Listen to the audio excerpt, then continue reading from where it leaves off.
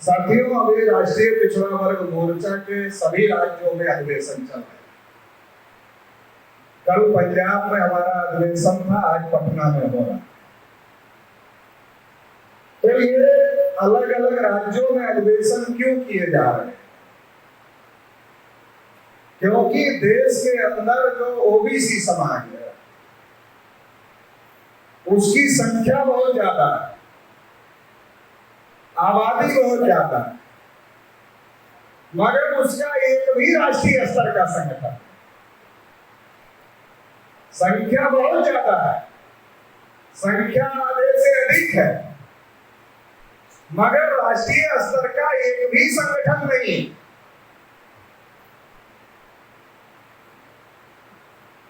तो संख्या ज्यादा है, लेकिन जब हमको दिशा देने वाला संगठन ही नहीं है, सही दिशा देने वाला,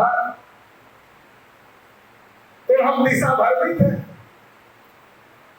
और जब हम ओबीसी समाज के लोग दिशा भ्रमित हैं, तो चूंकि हमारा वोट भी ज्यादा है,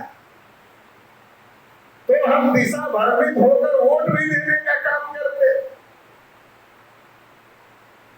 दिशा भ्रमित होकर बहुत सारा काम करने की कोशिश करते हैं और करते हैं।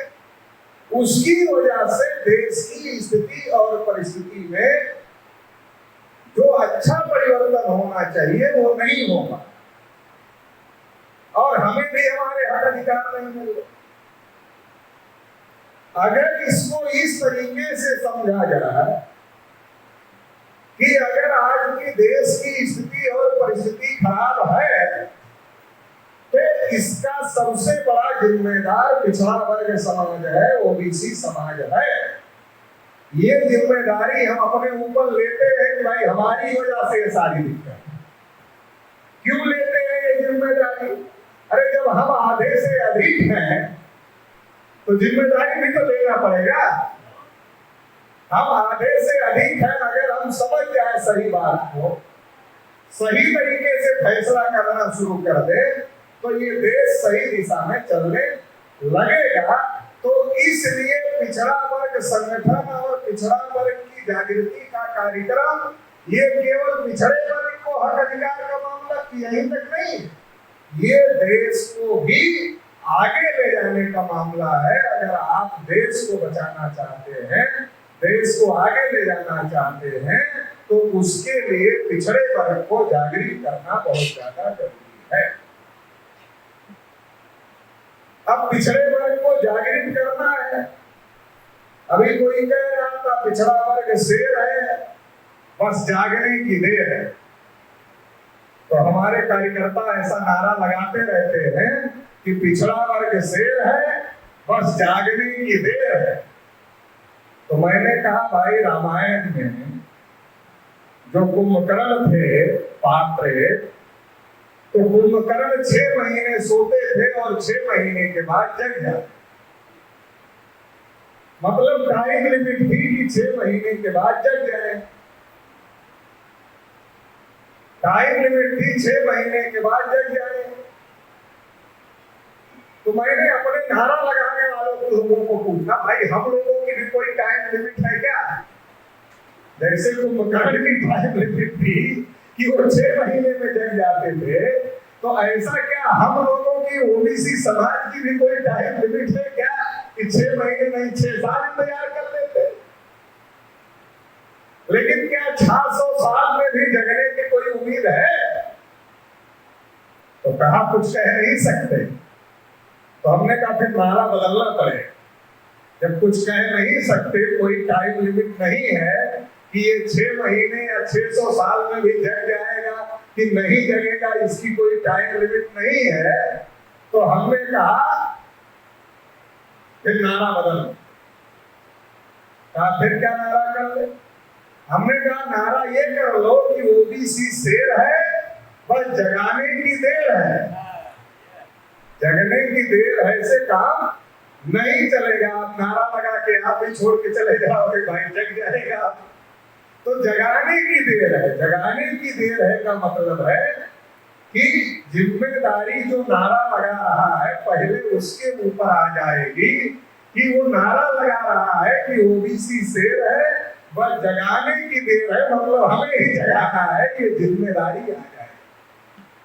तो जिम्मेदारी लिए बगैर काम नहीं बने। मैंने अपने ऊपर जिम्मेदारी लिया कि मैं देश भर में ओबीसी को जगा। तो बिहार में आप इतने लोग हैं, तो हम तो बिहार के लोगों को भी अनुरोध करने के लिए आए हैं कि भाई आप में से कुछ लोग कम से कम ये जिम्मेदारी ले लो कि हम पूरे बिहार के हर जिले का दौरा करें, हर तहसील में जाएंगे, हर ब्लॉक में जाएंगे, हर ग्राम पंचायत में, गांव में जाएंगे, जगाने का काम करेंगे। देखो ये जिम्मेदारी का मामला है, नेतागिरी का मामला नहीं। सामाजिक काम जो होता है वो जिम्मेदारी का मामला होता है, नेतागिरी का मामला नहीं होता है। नेतागिरी और जिम्मेदारी में अंतर है।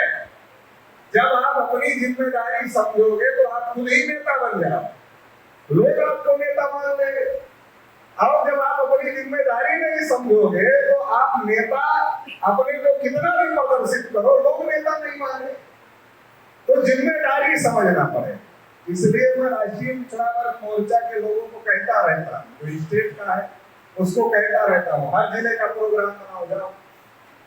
जो कमिश्नरी का है उसको कहता रहता हूँ, तुम्हारे नीचे कितना है तुम पैसे लेवल तक बनाओ। जो डिस्ट्रिक्ट का है उसको कहता हूँ तुम ब्लॉक लेवल तक और ग्राम पंचायत लेवल तक प्लान बनाओ। तो ये प्लान बना करके जब नीचे लेवल तक जाएंगे तब संगठन खड़ा होगा। जब संगठन खड़ा होगा तो हमारी ताकत बढ़ेगी। जब हमारी ताकत बढ़ेगी तब हमारी बात कहीं पर सुनी जाएगी, नहीं तो सुनी नहीं जाएगी। तो ये ताकत कैसे बनेगी? हर पदाधिकारी के अंदर उसके ऊपर जो जिम्मेदारी डाली गई है वो अपनी जिम्मेदारी समझे और उस जिम्मेदारी के तहत काम करे, तो फिर ये ताकत बढ़ेगी, संगठन बढ़ेगा तो ताकत बढ़ेगी। तो ये काम जगाने की जिम्मेदारी लेने की जरूरत है। मैं राजस्थान में हमारा अधिवेशन था, तो सरदार भगत सिंह का जन्मदिन भी उसी दिन था। तो एक ओबीसी के आदमी ने गाना गाया कि सरदार भगत सिंह देश के हालत बहुत खराब हो गए हैं, अब एक बार तुम फिर से जन्म ले लो। तो हमने उसको कहा, जिसने गाना गाया, हमने कहा भाई तुम भी जानते हो, हम भी जानते हैं भगत सिंह दोबारा से तो जन्म लेने वाले नहीं है। अब भगत सिंह दोबारा से जन्म लेने वाले नहीं है तो अब किया क्या जाए? अब तुम कह रहे हो भाई भगत सिंह दोबारा से जन्म ले लो तभी इस देश का कुछ होगा, नहीं तो होगा नहीं कुछ। और तुम भी जानते हो जन्म तो दोबारा लेने वाले नहीं है, अब करना क्या पड़ेगा? तो हमने कहा भगत सिंह बनना पड़ेगा, इंतजार नहीं करना पड़ेगा। भगत सिंह दोबारा से जन्म ले लो। जो देश में स्थिति परिस्थिति हालात पैदा हो रहे हैं उसमें भगत सिंह बनना पड़ेगा। लेकिन आमतौर पर हम लोगों की क्या सोच, भगत सिंह पैदा होना चाहिए लेकिन पड़ोसी के घर में पैदा होना चाहिए, अपने घर में नहीं होना चाहिए, बड़ा कष्ट होता है। तो जब आप बड़ा काम करना चाहते हो, बड़ा परिवर्तन करना चाहते हो तो आपको कष्ट भी उठाना पड़ेगा, पेशेंस भी रखना पड़ेगा। आपा खोने से आप कोई बड़ा काम नहीं कर सकते हैं। पेशेंस के साथ जब काम करेंगे तब होगा। काबर्डे साहब कहा करते थे कि ये जो सामाजिक काम करना है इसमें जो पीड़ा होती है, ये महिलाओं को जो परसों पीड़ा होती है वैसी पीड़ा होती है। हम लोग महिला तो है नहीं जानते हैं, लेकिन उनका कहने का ये मतलब था कि बहुत ज्यादा पीड़ा होती है सामाजिक काम में। बाबा साहब अम्बेडकर ने कहा कि ये सामाजिक काम करना और फांसी के फंदे पर लटकना, फांसी के फंदे पर तो आदमी लटकेगा, एक ही दिन में मर जाएगा, एक ही बार में खत्म हो जाएगा। सामाजिक काम में रोज आपको जीना मरना है, रोज आपको सम्मान करने वाले लोग भी मिलेंगे, रोज आपका दिल दुखाने वाले अपमान करने वाले लोग भी मिलेंगे। तो आपको दोनों स्थिति परिस्थिति को बर्दाश्त करते हुए पेशेंस के साथ आगे बढ़ना है। तो हमारे कार्यकर्ताओं को पेशेंस रखना चाहिए। पेशेंस के साथ आगे बढ़ेंगे तो बात आगे बढ़ेगी। पेशेंस नहीं होगा तो कोई बात आगे नहीं बढ़ सकती है। और हम पिछड़े वर्ग के लोग तो हमेशा जल्दी में रहते हैं, हम तो हमेशा ही बहुत जल्दी में रहते हैं। हम सोचते बच्चा 9 महीने में पैदा होता, हम 3 महीने में ही पैदा करते। 3 महीने के चक्कर में बच्चा और बच्चा दोनों को खतरा हो जाता है। हर बार हम जल्दी में रहते हैं, हर बार जल्दी में रहते हैं, हर बार जल्दी में रहते हैं। और हर बार जल्दी में रहने की वजह से एक बार भी हमारा काम हल नहीं होता। और जो हमको दिखाते हैं जल्दी हो जाएगा, वो हमारा यूज कर लेते हैं, उनके लिए जल्दी हो जाता है, उनका काम बन जाता है हमारा समर्थन लेकर, लेकिन हमारे लिए कुछ नहीं होता है। तो इसलिए हम लोगों ने तय किया कि पेशेंस के साथ, नहीं तो हमारे पिछड़े वर्ग में क्या है, अगर संगठन 10 जिले में बन गया, 10 जिला में ज्यादा ही बता, 2 जिले में भी बन गया तो कल वो राजनीतिक पार्टी बनाएगा, परसों इलेक्शन लड़ेगा, परसों खत्म हो जाएगा हार के, और फिर घर बैठ जाएगा। उसका मामला सारा संगठन बनाने का खत्म हो जाता है। तो ये जो हमारे पिछड़े वर्ग के अंदर पेशेंस की बहुत ज्यादा कमी है, इसकी वजह से बहुत सारी दिक्कतें हैं। तो हमें समझने की जरूरत है। तो हम इस कोशिश में लगे हुए हैं। वामसेन के राष्ट्रीय अध्यक्ष मेसराम साहब से बात हुई हमारी, हमने कहा ओबीसी का तो कोई संगठन नहीं, कहा हमारा है देश भर में, आप हमारे नेटवर्क का उपयोग करके खड़ा करो, पूरे देश भर में हमारे लोग आपका पूरे देश भर में मदद करेंगे संगठन खड़ा करने के लिए। ओबीसी का राष्ट्रीय पिछड़ा वर्ग मोर्चा तो खड़ा कर रहे हैं, लोग मदद कर रहे हैं। तो हमारा ये कहने का मतलब है कि संगठन में ताकत है। हम 52% 60% है, ये केवल स्टेज से कहने से ताकत नहीं बनती। 52-60% में कितने परसेंट आपके साथ है, वो आपकी ताकत है। 52-60% तो है, अब वो हमारे पीछे नहीं, नरेंद्र मोदी के पीछे है, तो हमारी क्या ताकत है? 52-60% में जितने परसेंट हमारे साथ होंगे वो हमारी ताकत होगी, हमारे संगठन के साथ होंगे वो हमारी ताकत होगी। तो वो संगठन बनाने की जरूरत है। उस संगठन को बनाने के दिशा में ही ये राज्य अधिवेशन हर राज्य में लगाए जा रहे हैं। इसके बाद अभी 5 नवंबर को लखनऊ में राष्ट्रीय अधिवेशन होगा, राष्ट्रीय पिछड़ा वर्ग मोर्चा। तो आप लोगों को इसलिए बता रहे हैं कि अभी से रिजर्वेशन शुरू कर दो, अभी से रिजर्वेशन वगैरह शुरू कर दो, नहीं तो बाद में फिर रिजर्वेशन नहीं मिलेगा ट्रेनों में। तो अभी से रिजर्वेशन शुरू कर दो। और ये ज्यादा से ज्यादा, अभी तो 17 राज्यों में इस साल हम अधिवेशन कर रहे हैं, मतलब 17 राज्यों में हमारा संगठन इस साल खड़ा हो गया। अभी बिहार का तीसरा ही है, तो ऐसे ही हर जगह दूसरा तीसरा है। मगर इस बार 17 राज्यों में हमारा अधिवेशन हो रहा, कुछ राज्यों में पहली बार ही हो रहा। तो 17 राज्यों में खड़ा हो गया। ज्यादा से ज्यादा 5 साल के अंदर ये बहुत बड़ा ओबीसी का संगठन खड़ा हो जाएगा। इतना बड़ा संगठन खड़ा हो जाएगा, इतना बड़ा संगठन खड़ा हो जाएगा कि फिर ओबीसी का इस्तेमाल कोई कर नहीं सकता है, ना किसी को करने दिया। तो इस दिशा में राष्ट्रीय पिछड़ा वर्ग मोर्चा के द्वारा कोशिश हो रही है और लगातार हम लोग मांगचान कर रहे हैं और आगे बढ़ रहे हैं।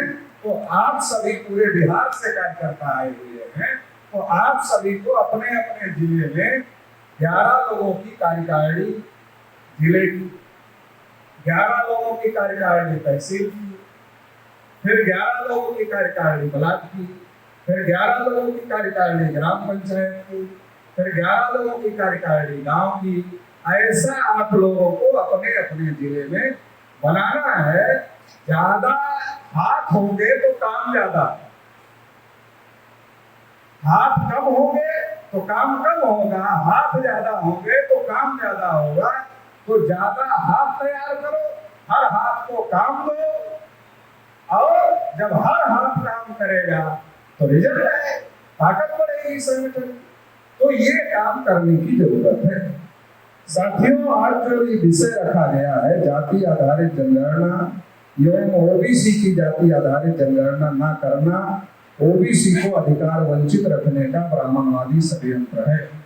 इसी के साथ दूसरा विषय है ओबीसी की जाति आधारित पार्टियों एवं नेताओं के समर्थन से बीजेपी चुनाव जीतकर ओबीसी को हक अधिकारों से वंचित करने का भयानक षड्यंत्र कर रही है।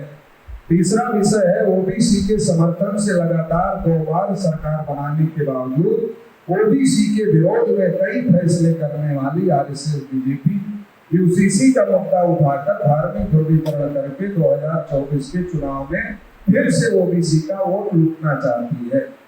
ईडब्ल्यूएस आरक्षण से 50% की आरक्षण सीमा समाप्त हो गई है, तो पिछड़ों का हितैषी कहने वाली आरएसएस बीजेपी ओबीसी को संख्या के अनुपात में आरक्षण क्यों नहीं लागू कर रही है? मीडिया ओबीसी समाज के मुद्दों को प्रमुखता से नहीं उठा रहा है, इसलिए ओबीसी को अपने मुद्दे समाज में स्थापित करने के लिए क्या करना चाहिए, ऐसे 5 विषय चर्चा के लिए रखे।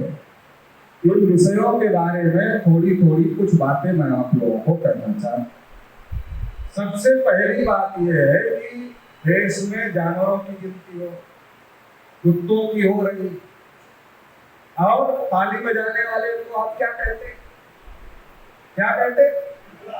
हाँ, तो उनकी भी हो रही है, मगर हम लोगों की नहीं हो रही।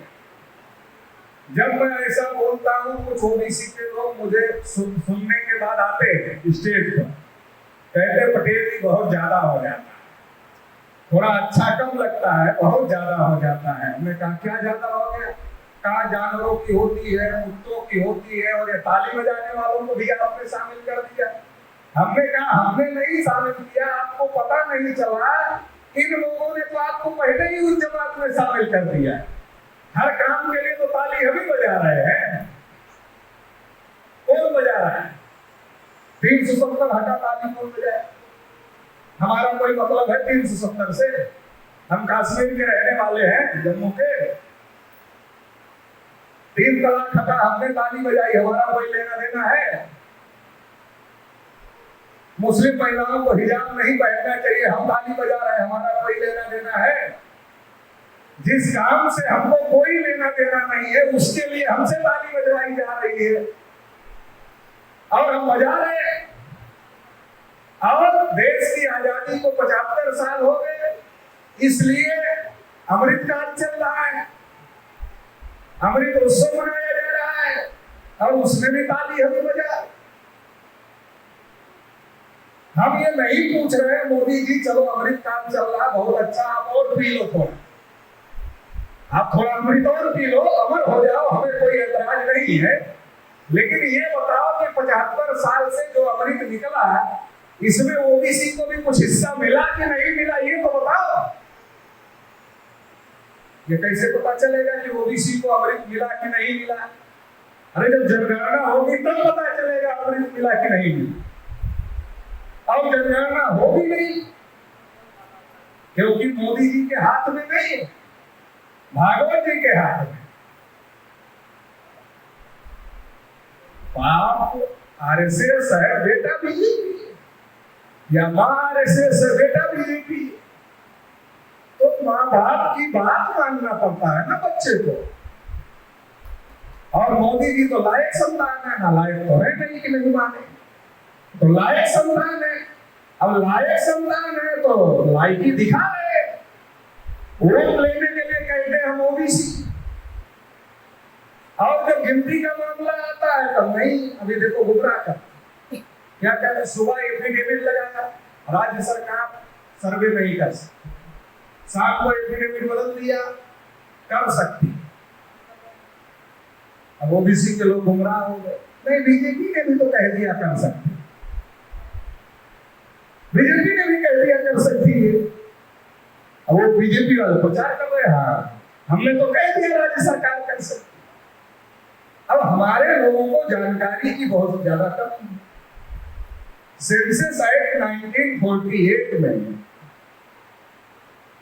जब तक संशोधन नहीं होगा और कास्ट सेंसस उसमें जोड़ा नहीं जाएगा, तब तक कास्ट सेंसस कैसे होगा? स्टेट गवर्नमेंट को सर्वे करने का अधिकार है, सेंसस करने का अधिकार नहीं तो हाई कोर्ट रोक दिया। अगर बिहार सरकार सेंसस कर रही होती तो हाई कोर्ट रोक देता है, बिहार सरकार ने लिख कर दिया हाई कोर्ट को, अरे हम सेंसस तो नहीं कर रहे हैं, तो सर्वे कर रहे हैं, हम सर्वे कर रहे हैं, सेंसस हमको कहा सेंसस की पावर है। नीतीश जी ने कई बार कहा, तेजस्वी जी ने कई बार कहा, मीडिया में आकर कहा, अरे हम जनगणना नहीं कर रहे हैं, हम तो गणना कर रहे हैं, सर्वे कर रहे हैं। इसका मतलब क्या? इसका मतलब ये है कि सेंसस करने का अधिकार स्टेट गवर्नमेंट को नहीं है। मगर बीजेपी वाले सुप्रीम कोर्ट में एफिडेविट लगाकर ये प्रचार कर रहे हैं, अरे हमने तो दे दिया ना, कि जैसे अधिकार दे दिया नहीं था कि राज्य वाले कर ले, हमने तो दे दिया। हमारे लोग गुमराह हो गए, बैलेंस बराबर हो गए। तो बीजेपी भी कह रही है होना चाहिए। राज्य सरकार है, तुम्हारी सेंटर में सरकार है, सेंटर के पास सेंसस करने का अधिकार है, तुम तो कर नहीं रहे हो। गणना की क्या वैल्यू? गणना आज होगी, कल कूड़ेदान में डाल दी जाएगी दूसरी सरकार, है कोई वैल्यू? सेंसस दूसरी सरकार कूड़ेदान में नहीं डाल सकती, 10 साल के लिए उसकी वैल्यू होती। सर्वे की कोई वैल्यू नहीं है। 2011 में अगर सेंसस होता तो कूड़ेदान में नहीं जाता, सर्वे हुआ इसलिए कूड़ेदान में चला गया। अब उसके बारे में भी झूठ बोला जाता है, नहीं हमने तो जनगणना कराई थी। राहुल जी बोलते हमने तो कराई, जनगणना कराई थी कि सर्वे कराया? सोशियो इकोनॉमिक सर्वे करवाया और उसको प्रचार किया गया कि हमने जनगणना करवा दी। अगर जनगणना होती तो कूड़ेदान में नहीं जाता, वो सर्वे था इसलिए कूड़ेदान में चला गया। तो सेंटर का सर्वे जब कूड़ेदान में जा सकता है तो स्टेट का सर्वे कूड़ेदान में नहीं जाएगा, इसकी क्या गारंटी है? तो इसलिए हमें ज्यादा खुश होने की जरूरत नहीं है कि राज्य सरकारें जनगणना करेगी, इससे कोई बहुत फायदा नहीं होने वाला है। सेंट्रल गवर्नमेंट जब जनगणना करेगी तब फायदा होगा। राज्य सरकार सर्वे कर सकती है, जनगणना नहीं कर सकती है, ये बात। दूसरी बात, अब जनगणना क्यों नहीं करना चाहती है लोग? क्यों नहीं करना चाहते? सबसे पहले जनगणना रोकने का काम पंडित जवाहरलाल नेहरू ने किया। जवाहरलाल नेहरू देश के पहले प्रधानमंत्री, समाजवादी ब्राह्मण उनको कहा जाता था, सेकुलर ब्राह्मण उनको कहा जाता था। मैं बहुत दिन तक सोचता रहा भाई, पिछड़े वर्ग के लोग तो नेहरू जी के बहुत पक्के फॉलोअर थे। बुजुर्ग लोग अभी भी गांव में मिलते हैं जो आजादी के समय वाले बच गए हैं दो चार, वो बस कांग्रेस कहाँ है वही घूमते। इतने ज्यादा फॉलोअर थे, मतलब आज तक वो नहीं बदले। इतना सब कुछ हो गया, कांग्रेस जीरो हो गई, दूसरी क्षेत्रीय पार्टियां बैकवर्डों की सरकार बना ली अलग अलग राज्यों में, लेकिन बहुत सारे जो बुजुर्ग लोग हैं अभी भी कांग्रेस ही ढूंढते हैं कहाँ है कांग्रेस इलेक्शन। इतना ज्यादा हमारे लोग कांग्रेस पर, नेहरू जी पर यकीन करते थे। तो मैं बहुत हैरान था, परेशान था कि भाई नेहरू जी के ऊपर जब हमारे समाज के लोग इतना यकीन करते थे तो आखिर नेहरू जी ने हमारी गिनती क्यों रोक दिया? कौन सी दुश्मनी थी भाई? मुझे समझ में कुछ नहीं आया। तो एक दिन मैं पढ़ रहा था कि नेहरू जी पहले प्रधानमंत्री कैसे बने।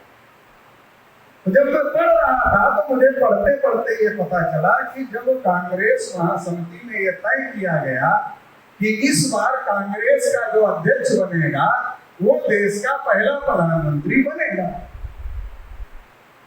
तो चुनाव हुए। चुनाव हुए तो दो दावेदार खड़े हुए कांग्रेस अध्यक्ष के, मतलब प्रधानमंत्री, एक सरदार वल्लभ भाई पटेल और एक पंडित जवाहरलाल।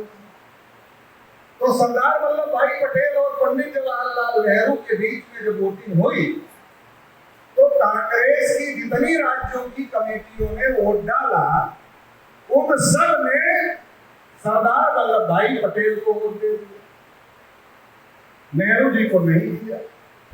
जबकि गांधी जी पहले ही घोषित कर चुके थे कि भाई मुझसे पूछा जाएगा तो मैं तो नेहरू को ही सजेस्ट करूंगा। मतलब गांधी जी का अपना मन पहले ही बता देने के बावजूद कांग्रेस की कमेटियों ने राज्यों की नेहरू को सपोर्ट नहीं किया, पटेल को सपोर्ट किया। गांधी जी ने नेहरू जी को पूछा, नेहरू जी तुमको तो कोई नहीं सपोर्ट कर रहा। नेहरू जी चुप रहे। गांधी जी सब समझ गए, क्योंकि ये जो मौन का हथियार था ये गांधी जी का ही था। मौन का जो हथियार था वो गांधी जी का था। गांधी जी को आप नहीं देना होता था, ऐसे खाते को लिखते थे, आज मैं मौन व्रत हूँ। कोई जाता था ऐसे दिखा देते थे, स्लेट दिखा देते थे, आज मैं मौन व्रत। वापस चला आता था, आज गांधी जी कुछ नहीं बोलेंगे, मौन व्रत। तो नेहरू जी की बात गांधी जी समझ गए। जेबी कृपलानी जो संचालन कर रहे थे उनको लिख कर कहा गांधी जी ने, सरदार पटेल को पर्ची दे दो, लिख कर कि सरदार अपना नाम वापस। सरदार पटेल को कृपलानी जी ने पर्ची दिया, सरदार पटेल जी ने पढ़ा, पढ़ने के बाद उन्होंने गांधी जी की तरफ पढ़ा दिया। गांधी जी ने भी पढ़ा, फिर जेबी कृपलानी को बढ़ा दिया, जेबी कृपलानी ने फिर पटेल जी को बढ़ा दिया और पटेल जी ने फिर नाम वापस ले लिया। और जब पटेल जी ने नाम वापस ले लिया तो नेहरू जी देश के पहले प्रधानमंत्री बने। उस समय के जो बड़े बड़े कांग्रेसी थे, डॉक्टर राजेंद्र प्रसाद जैसे लोग, वो बहुत नाराज हुए इस बात से कि गांधी जी क्या कर रहे हैं, जबरदस्ती से नेहरू को बना रहे हैं सरदार पटेल जी के साथ। मगर बन गए। जब मैंने इसको पढ़ा तब मुझे समझ में आया, तब तक नहीं समझ में आया गिनती क्यों रोकी गई। तब समझ में आया कि नेहरू जी को लगा कि कांग्रेस चटर्जी, मुखर्जी, बनर्जी, गोखले, तिलक, आगरकर इन ब्राह्मणों ने बनाया। मतलब कांग्रेस संगठन की शुरुआत ब्राह्मणों ने किया। उस कांग्रेस के अंदर का चुनाव, जनता का चुनाव नहीं, कांग्रेस पार्टी के अंदर का चुनाव। मैं इतना बड़ा ब्राह्मण, कितना बड़ा, जवाहरलाल नेहरू, मेरा गहरा कोई जवाहरलाल नेहरू, मैं इतना बड़ा ब्राह्मण कांग्रेस पार्टी के अंदर का चुनाव नहीं जीत पाया। कल देश में आम चुनाव, पहला चुनाव कब हुआ? 52। और जनगणना कब होनी थी? 51 में। 31 में अंग्रेजों ने किया, 41 में द्वितीय विश्व युद्ध की वजह से जनगणना हो रही थी मगर डिस्टर्ब हो गई। और फिर 51 में नंबर था, 51 में जनगणना होती, 52 में इलेक्शन था। अगर 51 की जनगणना में ये आंकड़ा आता कि ओबीसी 52% है और ब्राह्मण 3.5% है, तो 52% वाला 3.5% के पीछे जाता नहीं जाता। जब नहीं जाता, सरकार कैसे करती? सारा सोच समझ कर किया। इतना ही नहीं किया है। जब आर्यल चंदापुरी जी 18 मार्च 1948 को बाबा साहब अम्बेडकर को मिले और बाबा साहब अम्बेडकर को कहा कि बाबा साहब, हम ही लोगों का कुछ नहीं हुआ, बैकवर्डों का कुछ नहीं हुआ, SC ST का तो हो गया मगर हमारा नहीं हुआ कुछ। तो बाबा साहब ने चंदापुरी जी को कहा कि हम तो चाहते ही हैं कि आप लोगों में से कोई ये आवाज उठाए, हम तो चाहते ही कि आप लोगों को मिले, हम कोशिश करें। तो बाबा साहब अम्बेडकर ने कोशिश की संविधान सभा, और जब कोशिश किया तो आर्टिकल 340 भारतीय संविधान में आ गया। तमाम विरोधों के बावजूद आर्टिकल 340 भारतीय संविधान में आ गया। मगर नेहरू जी उस पर अमल करने के लिए तैयार नहीं थे। क्यों नहीं? ये भी सवाल खड़ा था, क्यों नहीं थे? इसलिए नहीं थे कि नेहरू जी को डर लग रहा था, देखो शेड्यूल कास्ट को रिजर्वेशन, ये रिजर्व कैटेगरी हो गया, फिर शेड्यूल ट्राइब को रिजर्वेशन है, ये भी रिजर्व कैटेगरी हो गया। अब अगर ओबीसी को भी रिजर्वेशन मिल गया, ये भी रिजर्व कैटेगरी हो जाएगा, तो रिजर्व इकट्ठा नहीं हो जाएगा। जब से ओबीसी को आरक्षण मिला, ओबीसी SC ST कुछ नजदीक हुए कि नहीं हुए? अगर उस समय मिल गया होता तो तभी नजदीक हो जाते। नेहरू जी का दिमाग चल रहा था कि अगर ओबीसी को भी रिजर्वेशन मिल गया तो ओबीसी चूंकि SC ST रिजर्व कैटेगरी हो गया, ओबीसी भी रिजर्व कैटेगरी हो जाएगा, ये तीनों इकट्ठा हो गया। 22% को और 52% है, 74.5%। अब 74.5% एक तरफ हो जाए क्योंकि सब आरक्षित वर्ग वाले हो। अच्छा, जब 74% एक तरफ हो जाते तो माइनॉरिटी कहां जाता? तो 74 के साथ ही आता। तो फिर ब्राह्मण देश का प्रधानमंत्री कैसे बनता? बनता क्या? तो नेहरू जी को समझ में आया, गांधी जी की कृपा से मैं पहला प्रधानमंत्री तो बन गया, लेकिन अगर गिनती होगी तो आखिरी भी बन जाओ। मेरे बाद कोई ब्राह्मण देश का प्रधानमंत्री नहीं बनेगा। इसलिए ओबीसी के लिए आर्टिकल 340 पर भी नेहरू जी अमल नहीं कर रहे थे और गिनती पर भी रोक लगा दिया है। तो जब बाबा साहब अम्बेडकर ने कानून मंत्री पद से इस्तीफा दिया और आर्य चंद्रापुरी जी ने बाबा साहब को बिहार में बुलाकर रैली करवाया, तब नेहरू पर दबाव बना तो कालेकर कमीशन बना। लेकिन बाद में जब बाबा साहब अम्बेडकर का परिनिर्वाण हो गया तो प्रेशर कम हो गया तो उसको लागू करने का काम, कालेकर कमीशन को लागू करने का काम नहीं। तो मैं ये बात समझा रहा हूँ, ये केवल कांग्रेस बीजेपी का मामला नहीं है, ये ब्राह्मणों की सोची समझी साजिश का मामला है कि अगर ओबीसी की गिनती हो गई तो ओबीसी की ताकत ओबीसी को पता चल जाएगी तो हमारे साथ नहीं, हमारे साथ रखना है, गिनती रोककर हमारे साथ रखना है तो हिंदू में गिनती करना पड़े। हिंदू में गिनती करेंगे तभी तो हमारे साथ है। और हिंदू का नेता तो ब्राह्मण ही हो। तो नेहरू जी ने 51 में रोका, फिर 61 में फिर नेहरू जी ने रोका, 71 में नेहरू की बेटी इंदिरा जी ने रोका, 81 में फिर इंदिरा जी ने रोका। ओबीसी को आरक्षण ना मिले इसके लिए स्वर्ण मंदिर पर हमला करवाया, इंदिरा गांधी की जांच जरूरी। ओबीसी को आरक्षण ना मिले इसलिए राजीव गांधी श्रीलंका के विभाजन का कार्यक्रम बना लिए, उसमें राजीव गांधी की जांच चली। तो ये बहुत सारी बातें हुई। ओबीसी रिजर्व कैटेगरी ना हो, क्योंकि ये रिजर्व कैटेगरी होगा तो ओबीसी एससी एसटी के हित समान हो जाएंगे। जब हित समान हो जाएंगे तो ये एकजुट हो जाएंगे। और रिजर्व कैटेगरी नहीं रहेगा तो हम कहते रहेंगे, देख रहे हो यार शेड्यूल कास्ट वाले सब नौकरी ले जा रहे हैं, इसलिए तो ओबीसी को नहीं मिल रही है, वो हमारे साथ खड़ा रहेगा। जब 52% 3.5% के साथ खड़ा रहेगा तो 3.5% वाला प्रधानमंत्री बनता रहेगा। और बन रहे आजाद भारत में आप लिस्ट उठाकर देखो, सबसे ज्यादा ब्राह्मण देश के प्रधानमंत्री बने हैं, जिनकी संख्या देश में सबसे कम है, वो सबसे ज्यादा देश में प्रधानमंत्री बने। 51-61 में नेहरू जी ने रोका, 71 और 81 में इंदिरा जी ने रोका, 91 में नरसिम्हा राव ने रोका। वो तेलंगाना के ब्राह्मण थे, दक्षिण भारत, मतलब उत्तर भारत को जितना समझ में आता था उतना ही दक्षिण भारत वाले को भी समझ में आता था। समझदारी में कोई कमी नहीं थी और उन्होंने भी नहीं किया। 91 में उन्होंने रोक दिया।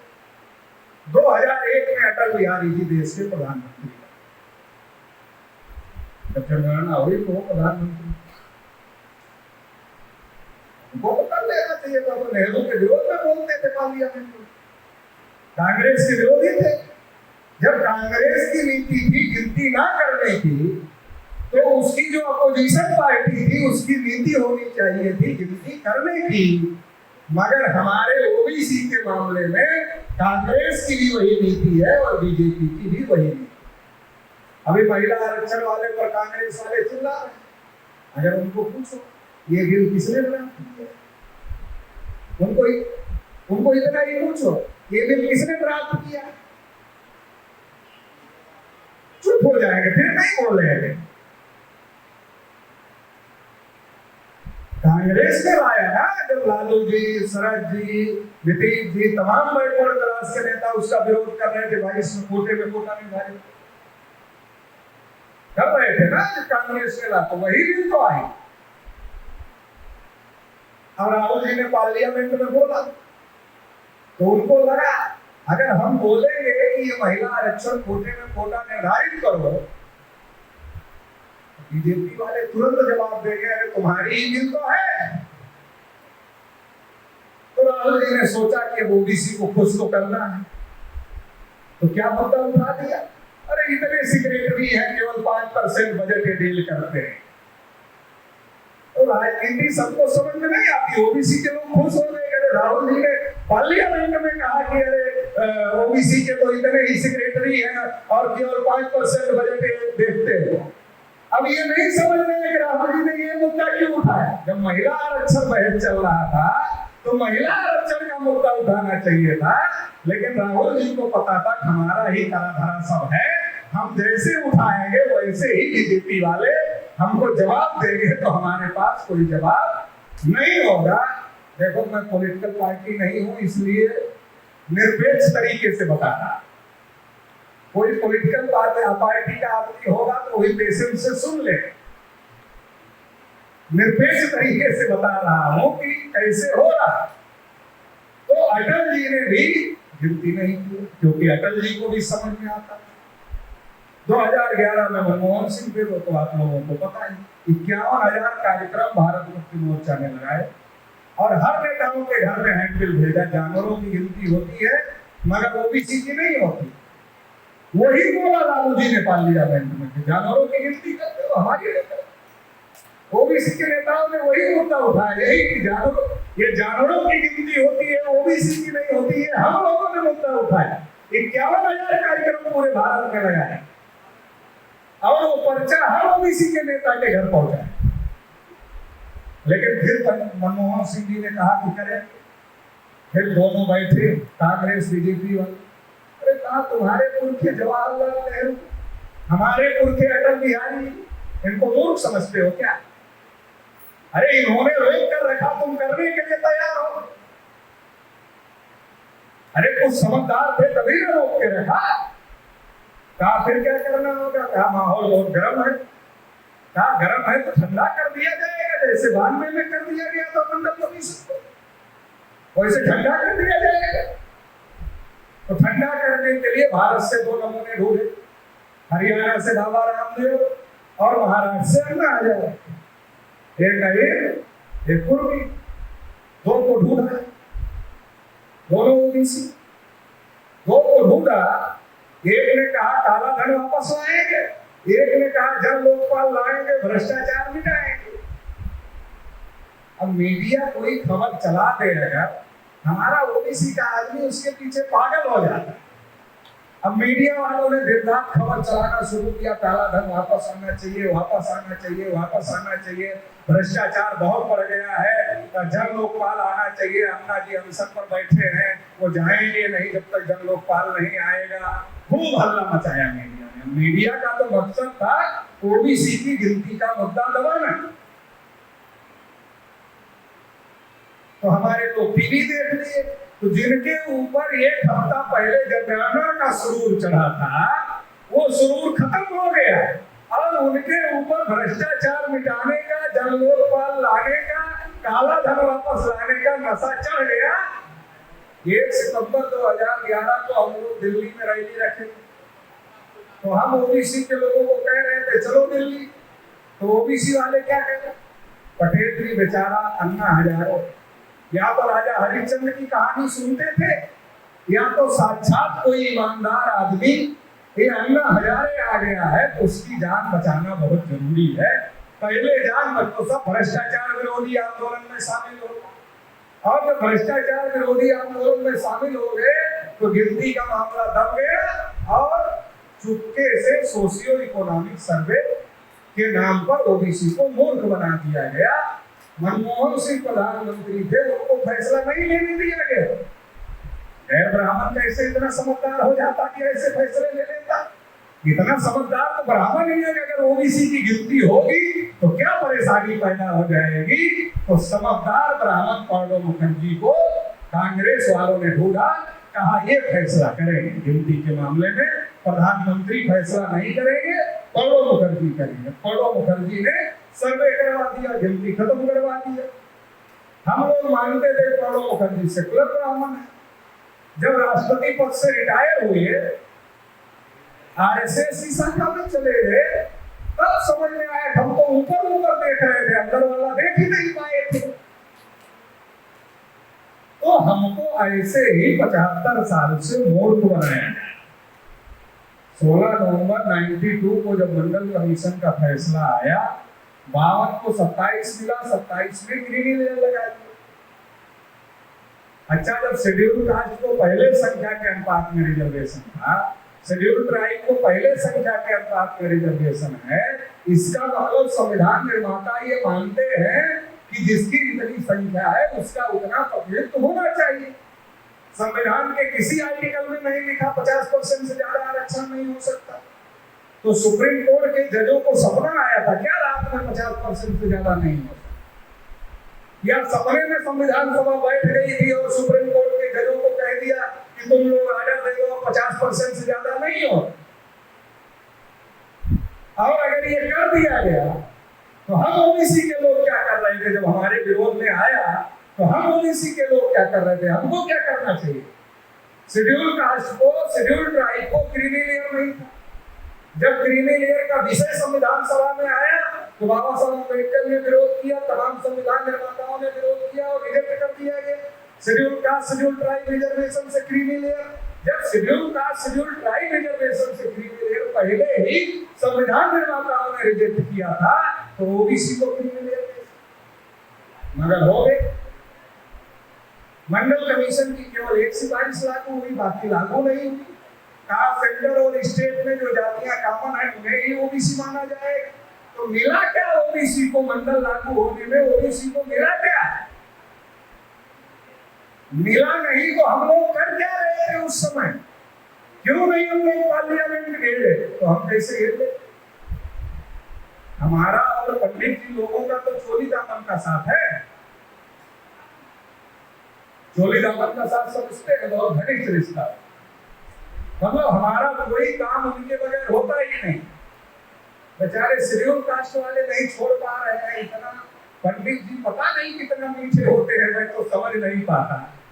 ओबीसी के घर में आकर कथा सुनाता है, शेड्यूल कास्ट वालों को कहता है आ जाना काली माई के चौरे पर, कोई सुनाएंगे। घर से घर भी नहीं जाता उनसे कथा सुना। फिर भी उनको भी पता नहीं क्या। बहुत सारे लोगों को, बहुत सारे ने तो छोड़ दिया, बहुत सारे चिपके हुए। कौन सा मीठा है समझ में नहीं आता है, क्या मीठा देता है।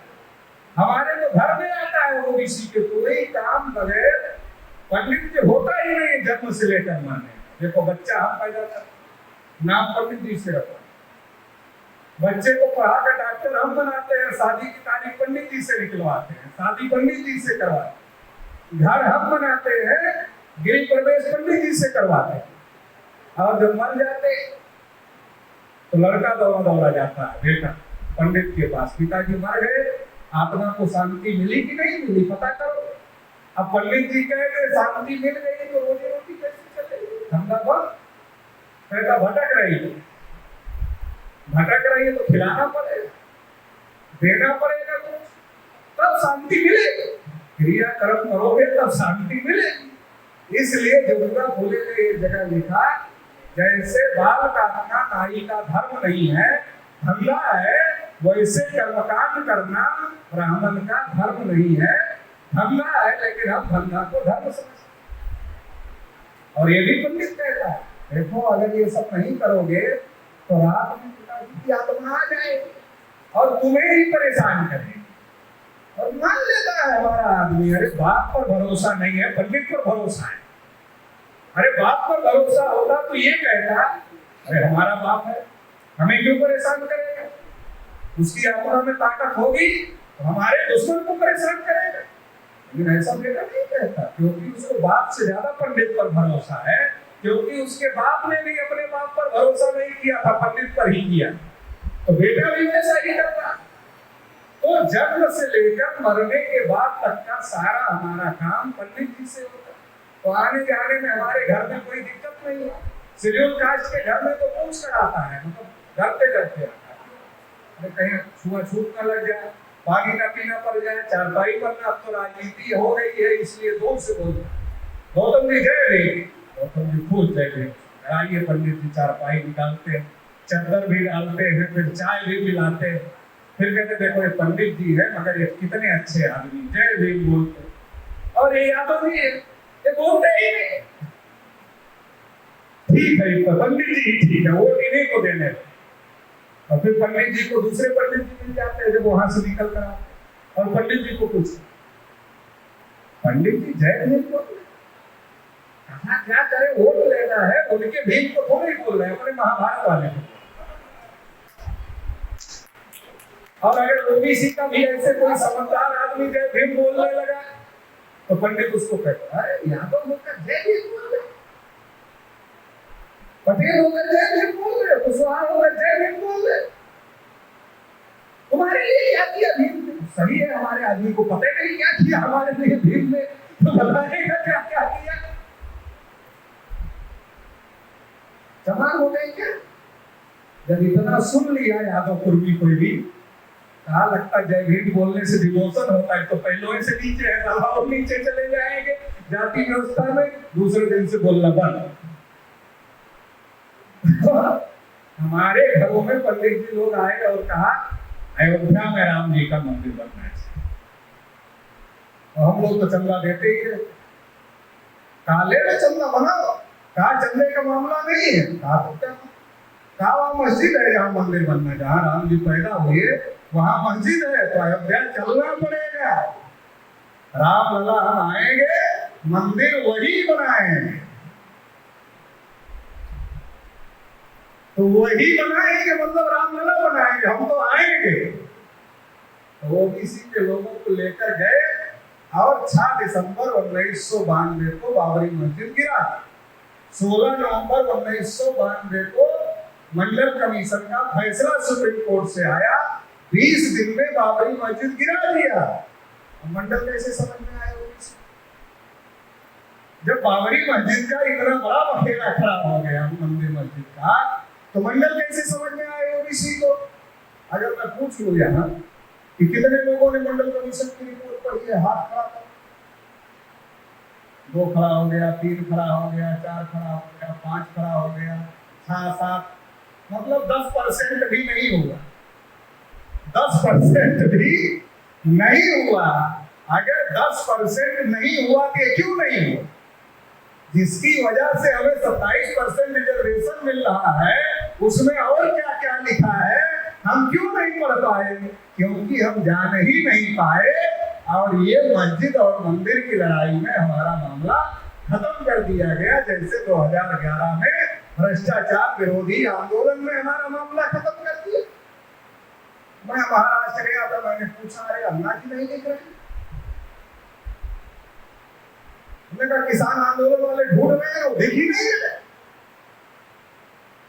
कहा दिखते तो महाराष्ट्र में भी नहीं है। एक दिन अखबार में बयान आया था कि हमारा इस्तेमाल हो गया, बाद में अन्ना जी को समझ में आया उनका इस्तेमाल करने वाले लोग सरकार बना लिए, तो जहां थे वही रह गए, तो बाद में उनको समझ में आया। कल मैं पंजाब में था, तो पंजाब में ईमानदार पार्टी की सरकार, ईमानदार पार्टी तो एक ही है ना, तो पंजाब के लोगों ने कहा सर ये ओबीसी को बजट ही नहीं देते। हमने कहा टैक्स तो पूरा लेते हैं ना ओबीसी से, बोला टैक्स तो पूरा लेते हैं, तो हमने कहा बजट नहीं देते, यही तो ईमानदारी है ईमानदार पार्टी की, कि ओबीसी से टैक्स पूरा ले रहे हैं लेकिन ओबीसी के विकास के लिए बजट नहीं दे रहे हैं। तो बार बार हमारे मुद्दे दबाए जा रहे हैं, बार बार दबाए जा रहे हैं, बार बार दबाए जा रहे हैं, क्योंकि हमारा संगठन नहीं। अगर हमारा मजबूत संगठन हो जाए, वो आवाज उठाएगा, मुद्दे नहीं होते। इससे लगातार हम लोग जाति जनगणना का मुद्दा उठाए हैं, तो बीजेपी वालों को भी विरोध करने में डर लग रहा, और इसलिए गिनती नहीं हुई, इस बार जनगणना नहीं हुई। आप लोगों को बताया जा रहा कोविड की वजह से जनगणना रोकी गई। अरे कोविड में हर काम हो रहा, जनगणना के होने में क्या दिक्कत है भाई? अरे हम लोगों ने कहा है करके दिखाओ, बगैर जाति जनगणना के जनगणना करके दिखाओ, देखते हैं। भाजपा वालों को पता है अगर जनगणना का मुद्दा उठा 24 में वैसे चांस नहीं है, और भी चांस खत्म हो गए। इसलिए वो सोच रहे हैं इसको दबा कर रखो, दबा कर गिनती ही मत करो, गिनती ही मत करो, दबा कर रखो। अब बताओ आपकी गिनती नहीं हो रही, आपको अधिकार नहीं। अभी EWS के नाम पर 10% ले लिया वो लोगों ने, अगर गिनती हो जाए 10% से ज्यादा नहीं। जगदेव बाबू कहते थे 100 में 90 शोषित है, 90 भाग हमारा है, धन धरती और राजपाट में 90 भाग हमारा है, शोषितों ने ललकारा है 90 भाग हमारा। और बाबा साहब का भी जो स्पीच है पार्लियामेंट का, कहा तुम 10% लोग 90% लोगों के ऊपर शासन करना चाहते, मतलब हम 90% हैं और वो 10% है। 10% वाले ले लिए, पहले से 80 कब्जा किए थे, 10 और ले लिए। जिनका 80 पहले से कब्जा था वो 10 और ले लिए, और हम जिनको 27 मिला वो 6.5 पर लटके हैं, वो 27 भी नहीं ले पा रहे और 52 भी नहीं ले पा रहे। और हमारे नेता पार्लियामेंट में खूब रोना रोए जब EWS पास हो रहा, क्या बोल रहे, महोदय ओबीसी के साथ बहुत अन्याय है, ओबीसी को इतना मिलना चाहिए था मगर नहीं मिला। ये सब रोना रोने के बाद कहा महोदय हम इस बिल का समर्थन करते, वैसे भी महिला आरक्षण का काम। तो रोना क्यों रोया? ओबीसी में वोट मांगने आ रहा, ओबीसी पूछेगा EWS पर ओबीसी की बात तो नहीं हुई, तो खूब रोना रो दिया पहले कि ओबीसी को ये नहीं मिला, ये नहीं मिला, ये नहीं मिला, ये नहीं मिला। अगर लास्ट में एक लाइन और बोल देते तो क्या परेशानी हो जाती? महोदय वैसे EWS रिजर्वेशन संविधान के खिलाफ है, क्योंकि संविधान में आर्थिक आधार पर रिजर्वेशन नहीं है, लेकिन इसके बावजूद भी अगर आप देना चाहते हैं तो हम समर्थन करेंगे, लेकिन पहले एक बिल और लाया जाए, ओबीसी को भी 52% के लिए आज ही बिल लाया जाए, 52% ओबीसी पास करो, 10% हम भी समझ। अगर इतना ओबीसी के नेता बोल देते तो राज्यसभा में EWS आरक्षण पास नहीं होता, क्योंकि राज्यसभा में बहुमत नहीं था उस समय बीजेपी पास नहीं, लेकिन इतना नहीं बोले। अभी महिला आरक्षण ओबीसी को नहीं है, नहीं है, नहीं तो सपोर्ट क्यों कर रहे? पहले तो नेता विरोध कर रहे हैं, आप जिनको आदर्श मानते हो तो विरोध कर रहे हैं, आप क्यों सपोर्ट कर रहे हैं? तो ये जब तक सामाजिक संगठन का दबाव नहीं बनेगा तब तक ये मामला हल नहीं होने वाला है। तो ये बात समझने की जरूरत है। सरकार गिनती भी नहीं कराना चाहती, सरकार हमको आरक्षण भी नहीं देना चाहती। 314 बच्चे जो ओबीसी के यूपीएससी की परीक्षा पास किए थे उनकी नियुक्ति रोक दिया, ओबीसी को बजट नहीं दे रही है, ओबीसी की स्कॉलरशिप बंद कर रही है, मगर ओबीसी का वोट चाहती है। तो सवाल है ओबीसी का वोट कैसे मिलेगा? ओबीसी बीजेपी को कैसे मिलेगा? एक ही रास्ता है, हिंदू मुसलमान या भारत पाकिस्तान। कौन सा रास्ता है? एक रास्ता है हिंदू मुसलमान, दूसरा रास्ता है भारत पाकिस्तान, और तीसरा रास्ता है अलग अलग बिरादरी के नेताओं को पकड़ा जाए, उनका चेहरा दिखा करके उनकी बिरादरी का सपोर्ट लिया जाए। ये 3 रास्ते बीजेपी अपनाने का काम कर रही है, तो इसको समझने की जरूरत है। अब हमारे लोगों को आरएसएस बीजेपी वाले क्या समझाते? समझाते एक मुसलमान 14 बच्चे पैदा कर रहे, देश पर मुसलमानों का कब्जा हो जाए, सारे हिंदू इकट्ठा हो जाए। अब हम ओबीसी वाले कितने समझदार, उन्होंने क्या समझाया?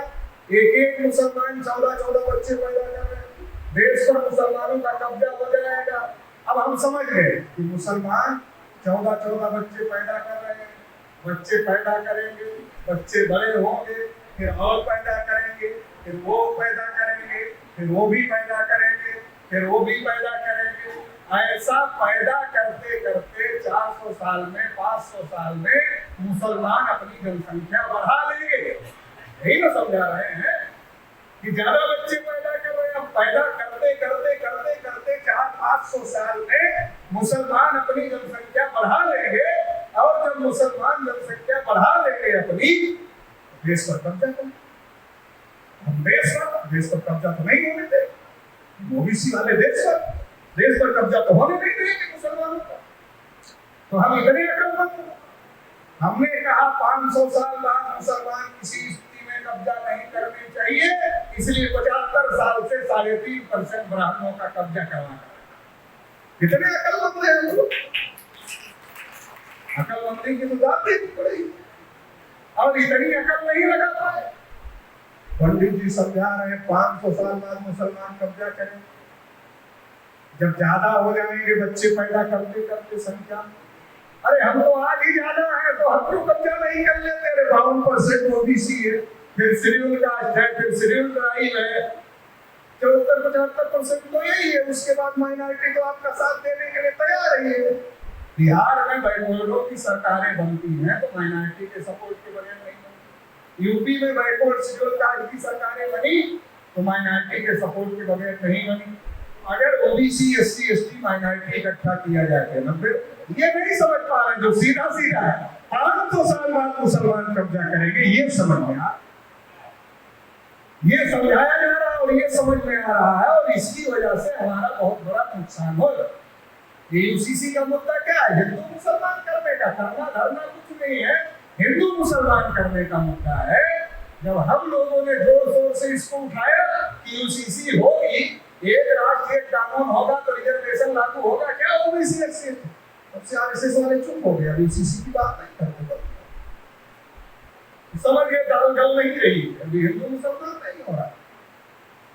तो हिंदू मुसलमान जब से सरकार बनी, कभी 370 के नाम पर, कभी 3 तलाक के नाम पर, कभी हिजाब के नाम पर, कभी मस्जिद में बजना चाहिए कि नहीं बजना चाहिए, कभी उसकी एक प्रवक्ता बीजेपी की बोल दिया मोहम्मद साहब को कुछ, उसके नाम पर लगातार हिंदू, चूंकि जब हिंदू मुसलमान होगा तो ओबीसी को तो मुफ्त में रोजगार मिल जाएगा।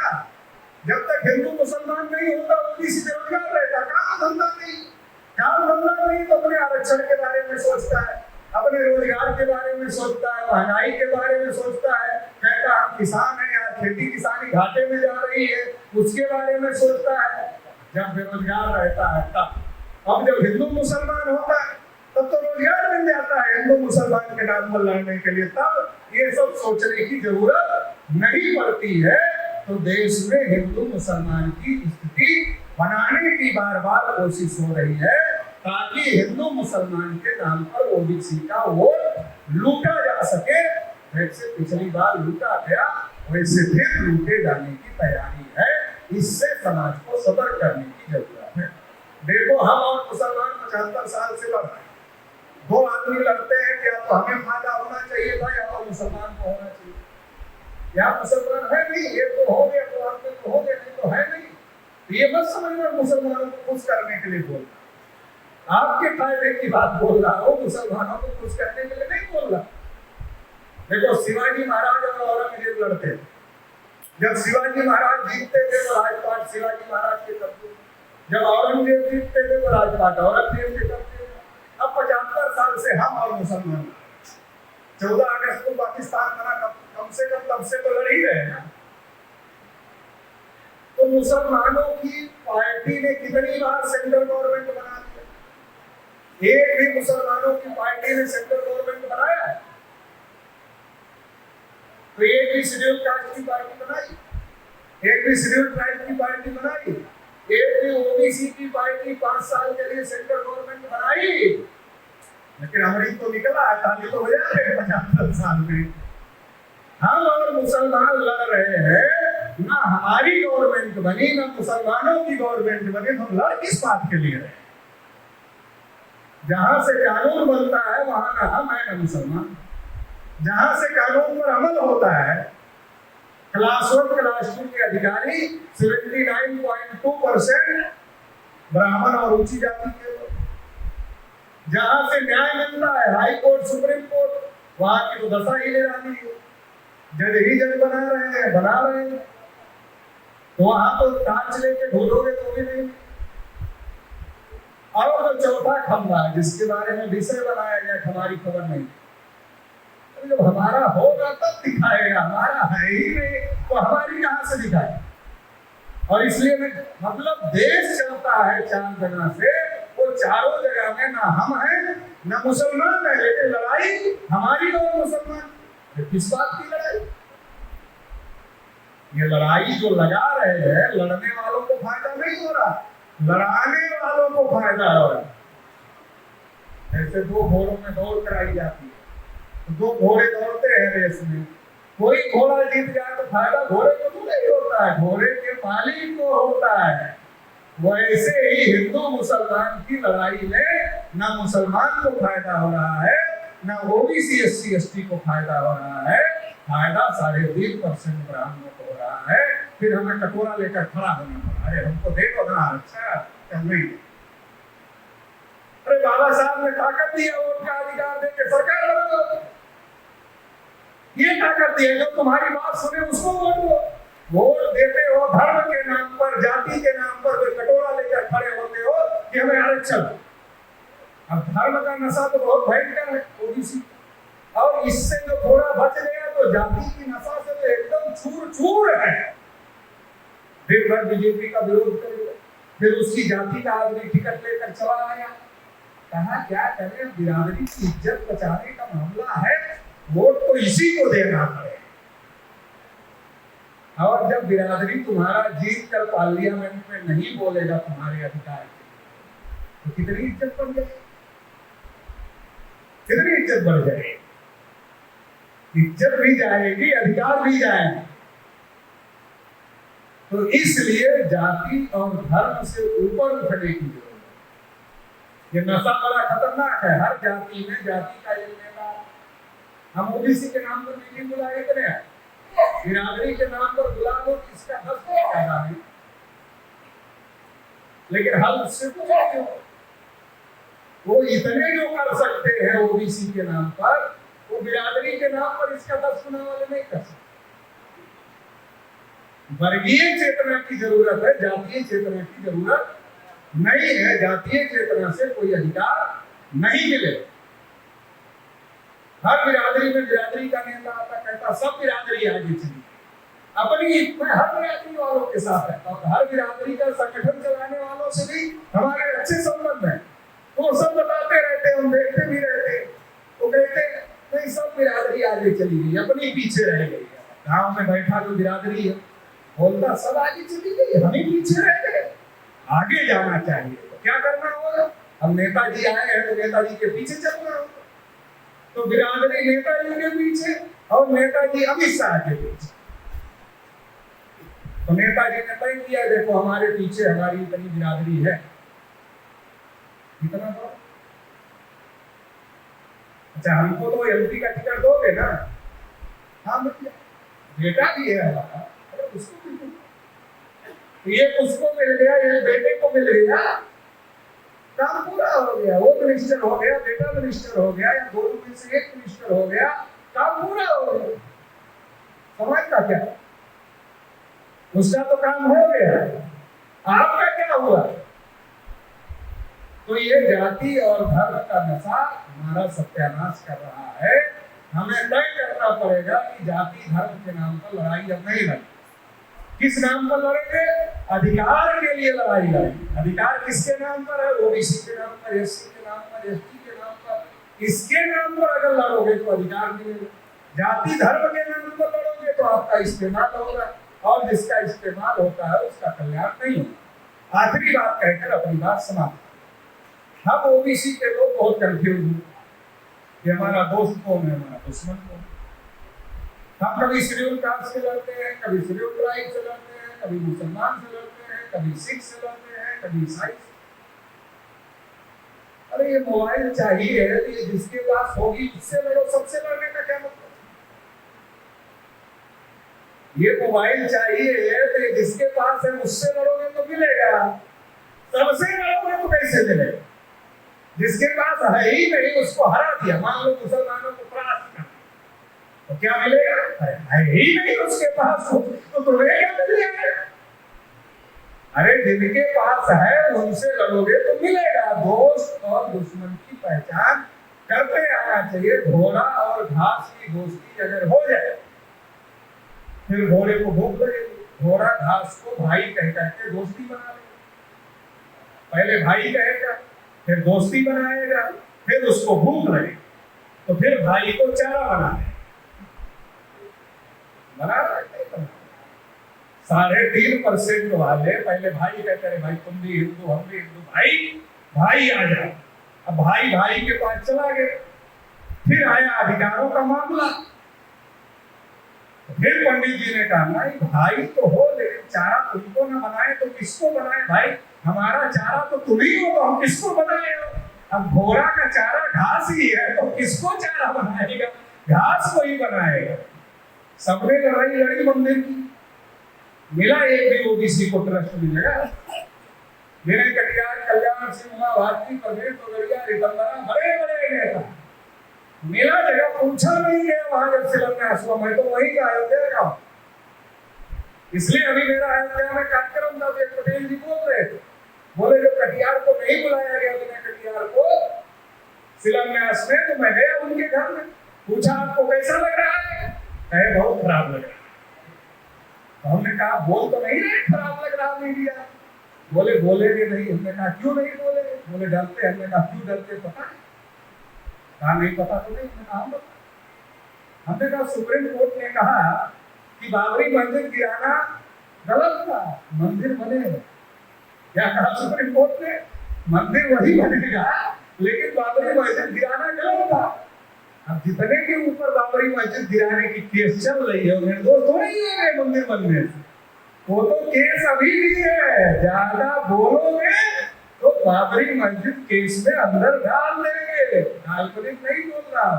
कल्याण सिंह जब राज्यपाल पद से रिटायर हुए, बयान दिया अखबार में, हम फिर से राजनीति करें। डर लगा होगा आपको, भाजपा में मजबूत हो गए, कहा कल्याण सिंह फिर आ जाएंगे, खतरा बढ़ जाएगा। नोटिस भेज दिया कल्याण सिंह को, कौन से केस में, बाबरी मस्जिद गिरानी। तब से कल्याण सिंह जी चले गए, बोले नहीं दोबारा कि नोटिस। तो ये हमारे लोगों को समझना चाहिए, वो हमारा इस्तेमाल कर रहे हैं और हमको कुछ लेने देने वाले नहीं है। हमें अपना ओबीसी, एससी, एसटी, माइनॉरिटी जिसको देश में अधिकार वंचित किया है उसको एकजुट करने की जरूरत है। हम एकजुट होते हैं तो 90% होते हैं, और 90% होते हैं तो इस देश में हम कुछ भी करने लायक हो जाते हैं।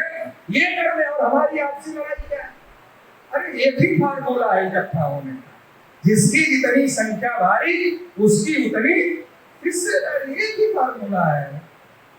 ईमानदारी के साथ, ना हम तुम्हारा हक खाए ना तुम हमारा हक खाओ। एससी का जो हक है एससी को मिले, एसटी का जो हक है एसटी को मिले, ओबीसी का जो हक है ओबीसी को मिले, एमबीसी का जो हक है एमबीसी को मिले, और माइनॉरिटी का जो हक है उसको मिले। अरे हमारे पास का क्या जा रहा है, हमारे पास थोड़े ही चला जाएगा।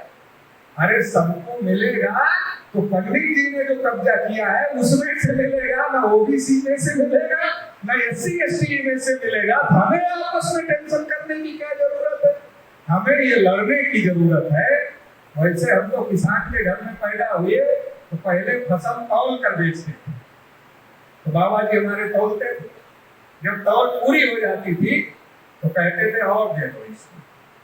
तो क्यों दे दो, किसी का हिस्सा नहीं खाना है, किसी का हक नहीं खाना है, थोड़ा ज्यादा ही दे दो।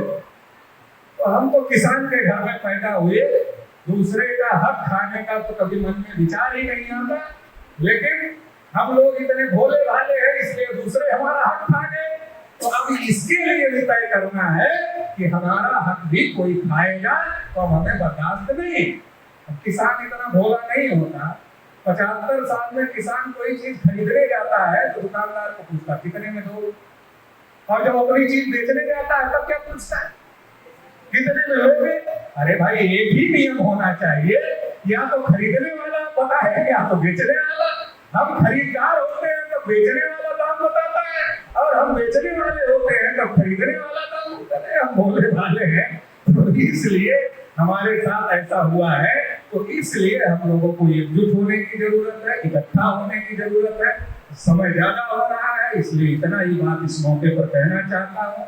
आखिरी बात मीडिया के संदर्भ में कह देता हूँ कि मीडिया को हमारे मुद्दे दिखाने की फुर्सत नहीं। बागेश्वर धाम का बाबा चमत्कार करता नहीं करता ये दिखाने की फुर्सत है। एक महिला चली आई 4 बच्चों को लेकर पाकिस्तान से, घुमा घुमा कर हमारा दिखाने की फुर्सत नहीं। तो हमें क्या करना होगा, हमें सोशल मीडिया तैयार करना। सोशल मीडिया तो हमारे पास है ना, व्हाट्सएप है, फेसबुक है। तो अगर हम कमेटियां बना दें, स्टेट से लेकर जिले तक की अगर हम कमेटियां बना दें, स्टेट से लेकर जिला, तहसील, ब्लॉक, ग्राम पंचायत, गांव तक अगर कमेटियां बना दें और उनको सोशल मीडिया से जोड़ दें, तो दिल्ली से कोई मैसेज शुरू होगा तो गांव देहात तक पहुंच जाएगा। तो मेन स्ट्रीम मीडिया का काउंटर सोशल मीडिया के माध्यम से डायरेक्ट किया जा सकता है।